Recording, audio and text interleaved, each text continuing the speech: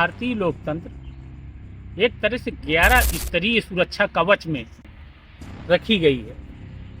इन 11 स्तरीय सुरक्षा लेयर में पहला राष्ट्रपति हैं, जिनका अप्रत्यक्ष निर्वाचन होता है, प्रधानमंत्री, लोकसभा अध्यक्ष, लोकसभा में नेता प्रतिपक्ष, मुख्यमंत्रियों, विधानसभा अध्यक्षों, विधानसभा में नेता प्रतिपक्ष, मेयर, नगर पालिका अध्यक्ष, नगर पंचायत अध्यक्ष, जिला पंचायत अध्यक्ष, ब्लॉक प्रमुख, ग्राम प्रधान। इन 11 अप्रत्यक्ष निर्वाचन होने वाले पदों के प्रोटेक्शन में इंडियन डेमोक्रेसी को रखा गया है। इन 11 में जो भी लेयर कमजोर पड़ेगी, भारतीय लोकतंत्र वहीं कमजोर पड़ेगा, वहीं भ्रष्टाचार होगा, वहीं कदाचार होगा, वहीं से भारत में जितनी भी समस्याएं वो पैदा होना शुरू हो जाएंगी। इन 11 पदों फूल प्रूफ बनाए रखने के लिए, एयर टाइट बनाए रखने के लिए, चुस्त दुरुस्त बनाए रखने के लिए मैंने 4 पैरामीटर भारतीय संविधान से एक्सट्रैक्ट किए हैं। ये 4 कैरेक्टर भारतीय संविधान के ऐसे हैं जिनके आधार पे इन 11 पदों की मजबूती की परख की जा सकती है। पहला क्या है? निर्वाचन यानी इलेक्शन। दूसरा क्या है? Rejection means no confidence motion, अविश्वास प्रस्ताव। तीसरा क्या है? भारतीय संविधान में भारतीय लोकतंत्र का जो सबसे बड़ा कैरेक्टर है वो है अनिश्चितता, अनसर्टेनिटी। और चौथा संविधान संशोधन। इन 4 पैरामीटर में ये 11 पदों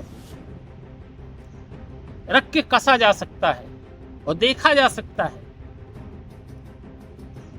इन 4 पैरामीटर में अगर आदर्श स्थिति में ये 11 पद हैं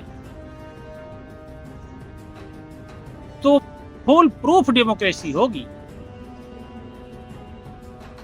और तब ये जितनी भी समस्याएं हैं भारत, बड़ी से बड़ी, छोटी से छोटी, चाहे उसमें जम्मू कश्मीर में आतंकवाद की समस्या हो, नॉर्थ ईस्ट स्टेट्स में अलगाववाद, उग्रवाद की समस्या हो,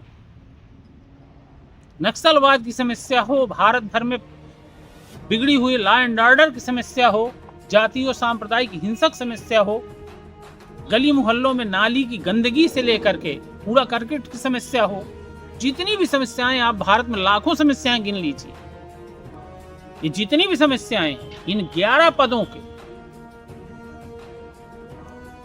इन जो मैं 4 पैरामीटर गिनाया हूं, अगर इनमें नहीं है, खरे नहीं उतरते हैं, तो ये समस्याएं आएंगी ही आएंगी। और मैंने मेरिटोक्रेसी इन डेमोक्रेसी के 2 सिद्धांतों का प्रतिपादन किया है कि अगर इन सिद्धांतों के आधार पर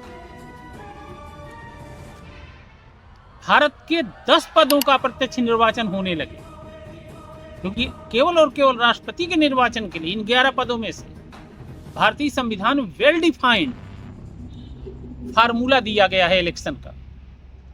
लेकिन इन 10 पदों के लिए प्रधानमंत्री से लेकर जो ग्राम प्रधान तक के 10 पद हैं, उनके निर्वाचन के लिए कोई वेल डिफाइंड फार्मूला नहीं दिया गया, समीकरण नहीं दिया गया, जिस कारण राजनीतिक पार्टियां और राजनेता स्वार्थ में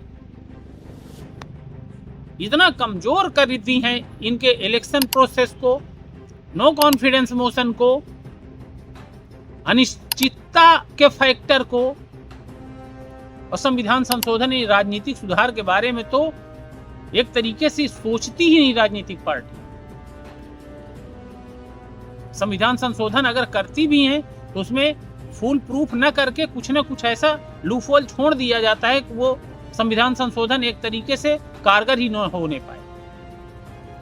और इसका सबसे बड़ा ज्वलंत उदाहरण है एंटी डिफेक्शन लॉ।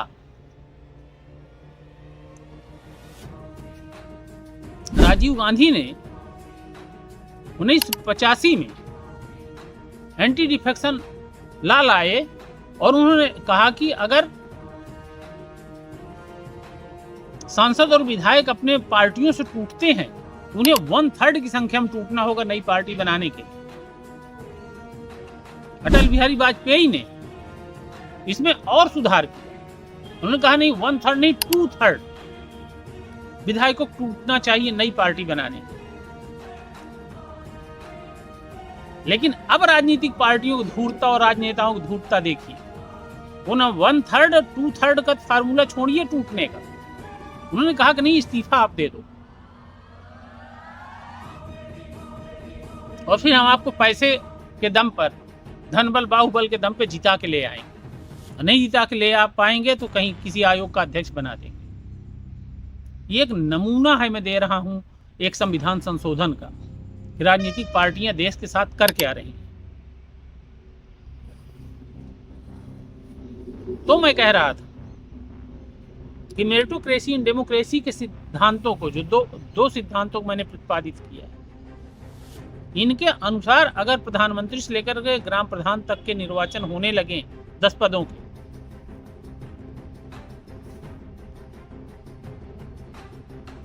तो भारतीय लोकतंत्र जिन इन 11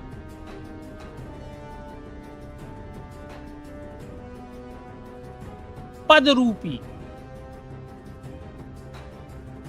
लेयर के बीच सुरक्षित रखा गया है या रखने का प्रयास किया गया है या रखने की सोच रखी गई है, वह महफूज रह पाएगा। अन्यथा समस्याएं जन्म लेती रहेंगी, समस्याएं बढ़ती रहेंगी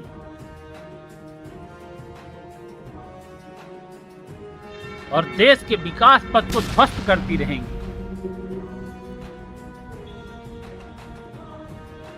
आप खुद देखिए कि भारतीय डेमोक्रेसी में जब चुनाव होता है तो अनसर्टेनिटी कहां होती है। प्रधानमंत्री पद का पहले प्रत्याशी घोषित होता है।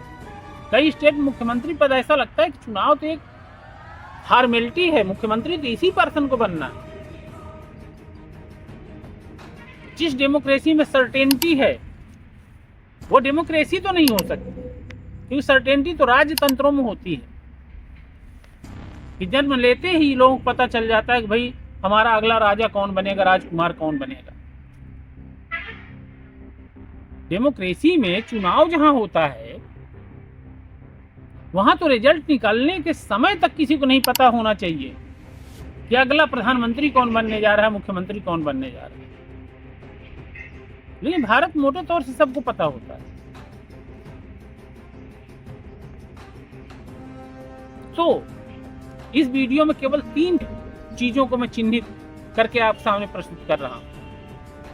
पहली चीज तो यह है कि जिन 10 पदों के बारे में, 11 में से 10 पदों के बारे में, 11 मीन्स कि राष्ट्रपति के पद को छोड़ करके, क्योंकि उनके चुनाव के लिए भारतीय संविधान वेल डिफाइंड फार्मूला दिया गया है। जिन 10 पदों को मैंने गिनाया है उनका चुनाव मेरिटोक्रेसी डेमोक्रेसी के सिद्धांत के द्वारा होने लगे। मैं चुनौती देता हूं भारत के नीति निर्माताओं को कि मेरिटोक्रेसी डेमोक्रेसी के सिद्धांत के अनुसार मंत्रिमंडल का केवल गठन कर दीजिए। इन जिन पदाधिकारियों की बात की इनका चुनाव करवा लीजिए, समस्याएं अपने आप कपूर की तरह उड़ जाएंगी।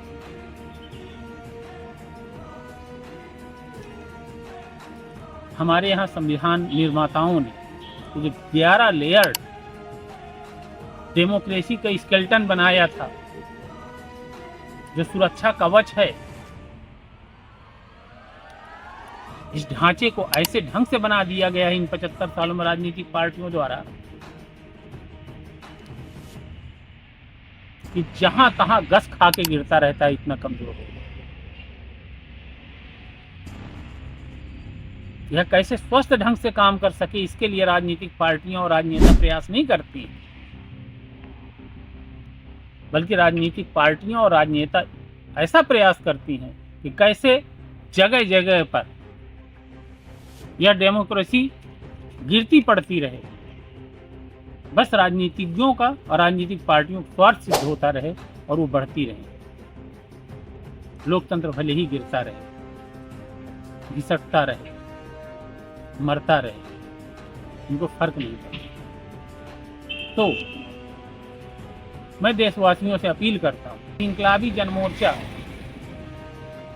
की इस राष्ट्रीय मुहिम में आप तन मन धन से सहयोग करें। धन्यवाद। जय हिंद।